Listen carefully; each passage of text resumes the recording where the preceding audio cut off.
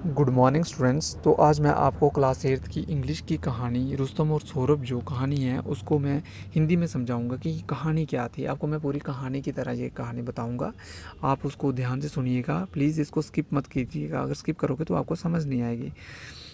तो होता क्या है कि बड़े लंबे समय पहले की बात है कि पर्शिया में एक महान सैनिक रहता था।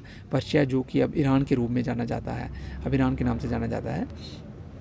उस पर्चे में कौन महान सैनिक रहता था, उसका नाम था रुस्तम। रुस्तम जो था बहुत ही बहादुर और निडर सिपाही था। वो एक कोई भी विदेशी आक्रमणकारी ना, बाहर का कोई भी आक्रमणकारी उस पर उसके उस पर आक्रमण नहीं करते थे। किस पर? पर्शिया पर आक्रमण नहीं करते थे। क्यों नहीं करते थे? क्योंकि वो रुस्तम से डरते थे। रुस्तम नाम का ये खौफ था। फिर भी अगर कोई आक्रमणकारी बड़ी हिम्मत कर कर आक्रमण कर देता और जब रुस्तम उसके साथ लड़ने के लिए जाता तो रुस्तम जब अपना रन्नाद करता, रन्नाद मतलब युद्ध चिल्लाहट, युद्ध में जब कोई भी इंसान जब युद्ध करता है या लड़ाई करता है तो चिल्लाता है ना। जब रुस्तम चिल्लाता था तो वो अपना ही नाम लेता था, रुस्तम। जब वो रुस्तम बोलता था तो बड़े बड़े शत्रु जो थे वो अपना खोश हो बैठते थे और वापस भाग जाते थे। ये जो था, और ये जो पर्शिया का राजा कौन था उस टाइम? कैकूस। कैकूस हमेशा ये कहा करता था कि जब तक रुस्तम मेरे राज्य में है तो मुझे किसी भी प्रकार का कोई खतरा नहीं है, मेरा राज्य कभी भी छीन नहीं सकता। तो वहाँ दूसरी तरफ शत्रुओं की सेनाएं जो होती थी वो हमेशा ये कहा करती थी कि जब तक कैकूस के राज्य में रुस्तम नाम है, रुस्तम नाम का व्यक्ति है, रुस्तम नाम का योद्धा है, तब तक हम अपनी जीत की आशा भी नहीं कर सकते। हम नहीं जीत कर सकते। किससे? जब तक कि रुस्तम वहाँ पर है, क्योंकि रुस्तम का खौफ ही इतना ज़्यादा था। तो उसके बाद क्या होता है कि रुस्तम एक बार अब यात्रा करने के लिए निकल जाता है, कहीं यात्रा कर रहा होता है। यात्रा के दौरान उसको एक तारतारी प्रिंस राजकुमारी मिल जाती है जिसका नाम होता है तनीमे। तो वो मिलती है उसको, उससे क्या होता है उन दोनों को आपस में प्यार हो जाता है, रुस्तम और तनीमे को।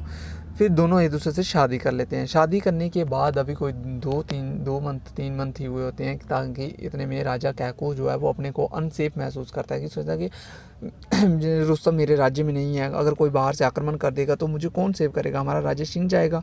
तो राजा कैकूस जो है जल्द अपने मंत्रियों को भेजते हैं और रुस्तम को बुलाने के लिए भेजते हैं। तो रुस्तम के पास जब ये संदेश पहुंचता है, मंत्री पहुंचते हैं ये संदेश लेकर, तो रुस्तम बड़ा परेशान होता है, बहुत दुखी होता है। बोलता है कि अभी मतलब दुखी क्यों होता है? मेन वजह ये होती है कि उस टाइम उसको अभी शादी किए हुए 2-3 मंथ हुए थे, और मेन जो बात थी वो ये थी कि उस टाइम तनीमे जो थी वो माँ बनने वाली थी। उसको 3 महीने की वो प्रेग्नेंट थी। तो उस समय फिर राजा का आर्डर था, क्या करना था, जाना था। वो बेचारा छोड़कर बड़ा दुखी होकर वहाँ से उसे तनीमे को समझाता है, समझो कर वहाँ से अंतिम विदाई लेता है। और अंतिम विदाई लेते समय तनीमे को एक हीरा देता है। बोलता है कि जो भी हमारे पुत्र होगा, बेटा या बेटी कोई भी होगा, तो संतान होगी, उसके बाजू पे ये हीरा बांध देना। तो उसके बाद रुस्तम वहाँ से चला जाता है। थोड़े समय के बाद तनीमे क्या करती है, एक बेटे को जन्म देती है। तनीमे जब बेटे को जन्म देती है तो तनीमा घबरा जाती है कि मैं रुस्तम को ये कैसे बताऊं कि उसके एक बेटा हुआ है। अगर मैंने उसको ये बताया कि उसके बेटा हुआ है तो वो बेटे को एक कौशल योद्धा, एक बेटे को अपनी तरह बनाना चाहेगा और वो बेटे को मेरे से दूर ले जाएगा, छीन लेगा। ये नहीं था कि उसका बेटा उसकी तरह योद्धा ना बने, लेकिन उसको ये था कि अगर मैं पहले शादी की, रुस्तम भाग गया, मैं अकेली रह गई, अब बेटा हुआ है ये भी चला जाएगा दूर तो मैं फिर अकेली रह जाऊंगी। तो इसलिए उसने रुस्तम को ये बताया, ये संदेश भेजा कि उसके घर में एक लड़की ने जन्म लिया है। ये नहीं बताया उसने कि लड़के ने उसके घर में जन्म लिया, उसने बताया कि मेरे घर में तेरे एक लड़की हुई है। तो क्या बोलते हैं उसको, रुस्तम मान लेता है, ठीक है। रुस्तम को थोड़ी पता होता है फिर उसके बेटा है या बेटी है, वो बोलता है ठीक है। तो उसके बाद क्या होता है, सौरभ धीरे धीरे बड़ा होता है। बड़ा होते होते वो भी तलवारबाजी में युद्ध कौशल में निपुण हो जाता है, मतलब कि बड़ा ज़्यादा शक्तिशाली पावरफुल अपने बाप की तरह रुस्तम की तरह हो जाता है। और उससे भी लड़ने के लिए दूर दूर तक कोई ऐसा योद्धा नहीं था जो सौरभ को तलवारबाजी में युद्ध कौशल में रणभूमि में हरा सके। एक बार क्या होता है, एक योद्धा बड़े दूर देश से आया होता है, बड़े सारे देशों में लड़कर आया होता है, उनको हरा कर आया होता है। तो वो सौरभ को चुनौती देता है कि क्या तुम मेरे साथ लड़ोगे, मेरे साथ युद्ध करोगे। तो सौरभ एकदम तैयार हो जाता है, हाँ मैं तेरे से ये चैलेंज एक्सेप्ट करता हूँ, मैं तेरे से लड़ूंगा। तो जब सौरभ उसके साथ लड़ने के लिए रणभूमि में जाता है तो वो योद्धा सौरभ को पूछता है कि मैं किसी भी योद्धा से अकेले युद्ध नहीं करता, कि पहले मुझे आप उससे युद्ध की क्यों नहीं करता, युद्ध उससे नहीं करता कि कोई अगर नीच जाति का हो, मैं उससे कभी भी अकेले युद्ध नहीं करता। तो आप मुझे कृपया अपने वंश के बारे में बताएं कि आपके माँ बाप कौन है, आपका वंश क्या है। तो सौरभ क्या करता है, सौरभ को तो पता नहीं होता है, क्योंकि उसके रुस्तम ने बोला होता है तनी में क्योंकि हमारी शादी एक राज रखना। तो वो सौरभ जो है वो शर्म के मारे अपनी नज़रें झुका देता है। तो उसके बाद सौरभ बोलता है, उसको बोलता है कि मैं कल आपसे युद्ध करूंगा, कल हम युद्ध करेंगे। सौरभ वहाँ से चला जाता है और सीधा घर जाता है, माँ को पूछता है कि माँ मुझे अपने पिता का नाम बताओ, मुझे आज दिन तक आपने मुझे ये नाम क्यों छुपाया, मुझे अपने पिता का नाम क्यों नहीं बताया। तो उधर में फिर उसने पूरी बात बताई माँ को कि वहाँ वो योद्धा मुझसे लड़ने आया था और उसने मेरे को मेरे वंश के बारे में पूछा, मेरे माँ बाप के बारे में पूछा, तो मैं क्या बताता, मेरी इंसल्ट हुई।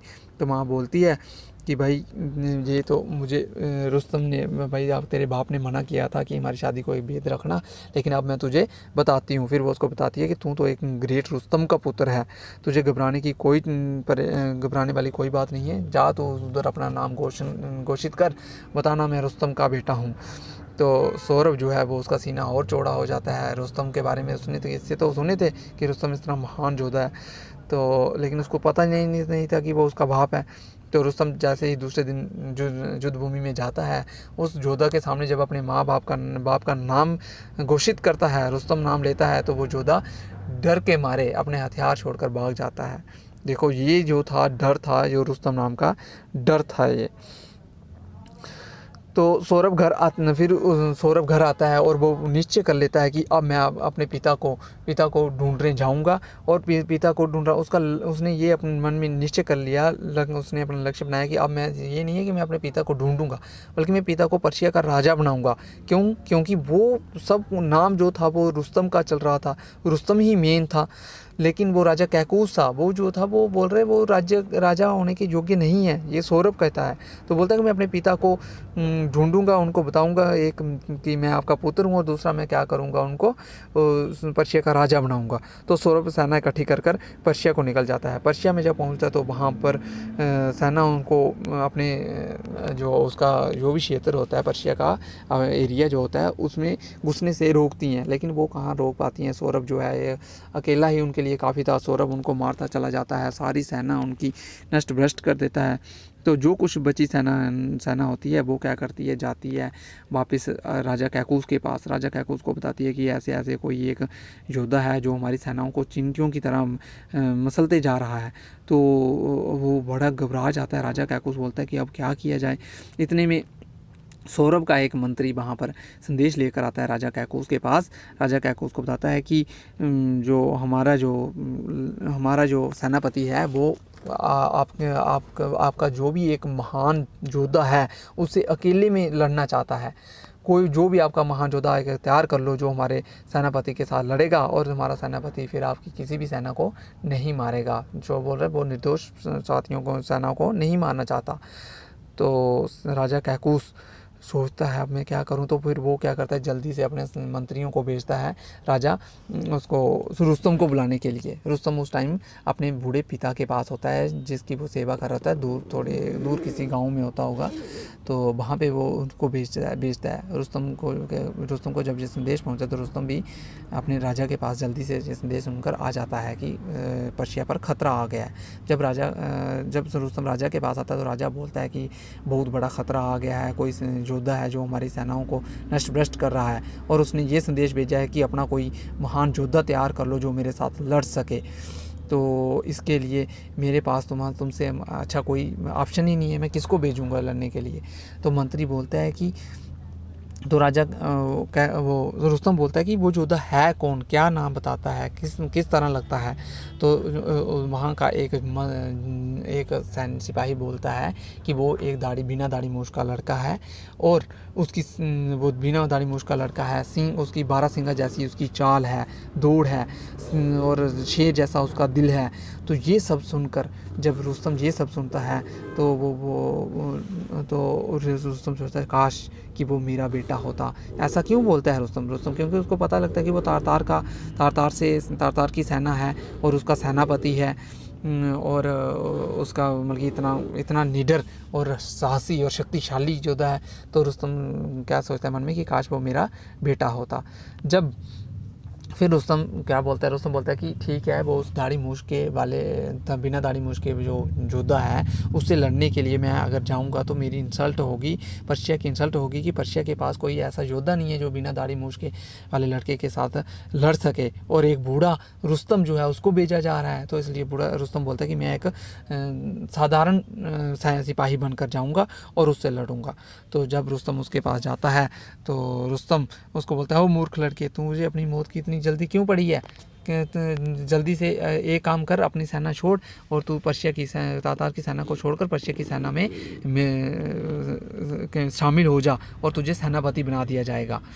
तो सौरभ बोलता है कि क्या तुम, जब रुस्तम अपनी आवाज़ से बोलता है ना, उसकी आवाज़ इतनी खतरनाक थी, तो सौरभ सोचता है कि शायद पक्का यही रुस्तम होगा। तो सौरभ उसको बोलता है कि आर यू रुस्तम, कि क्या तुम रुस्तम हो?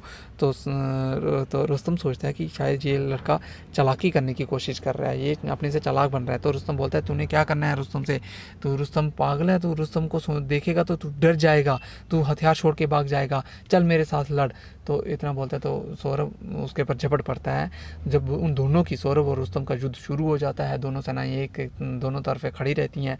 दोनों का युद्ध 3 दिन तक उनका लगातार युद्ध चलता रहता है, और अंत में जब रुस्तम को परेशान हो जाता है, सोचता है कि अब तो मैं हार जाऊंगा। तीसरे दिन जब उसको बल्कि ऐसा समय आ गया कि रुस्तम घबरा गया, वो सोचता है अब तो मैं हार जाऊंगा। तो रुस्तम फिर उसके मन में ये बात आती है कि अब ये बल्कि रुस्तम पूरी लाइफ जो है एक इतना बड़ा सैनिक महान योद्धा रहा, किसी से आज दिन तक हारा नहीं, और अब बूढ़ा होकर मेरे पर ये कलंक लगेगा।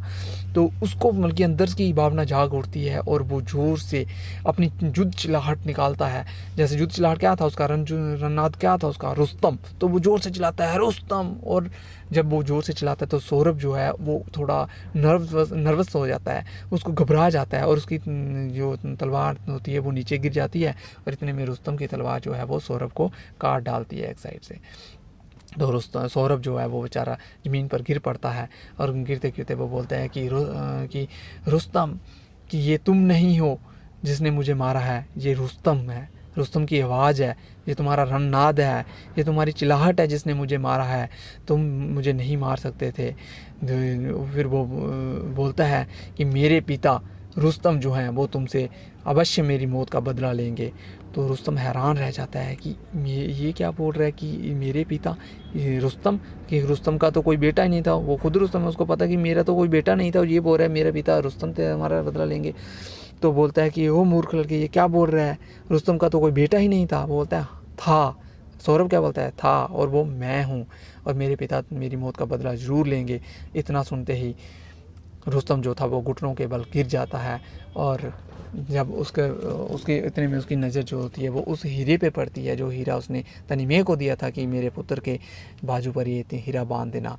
तो फिर उसको बिलीव हो जाता है कि ये मेरा ही पुत्र है, और वो उसकी छाती पर गिर जाता है, उसकी बॉडी पर गिर जाता है, और ज़ोर ज़ोर से रोने लगता है, और फिर उसकी बॉडी को उठा के अपने सीने से लगाता है, बोलता है कि ये मैंने क्या कर दिया। बड़ा दुख जाता है, उसका दिल जो है वो, रुस्तम का दिल जो है वो पूरी तरह टूट जाता है, और वो खुद भी टूट जाता है।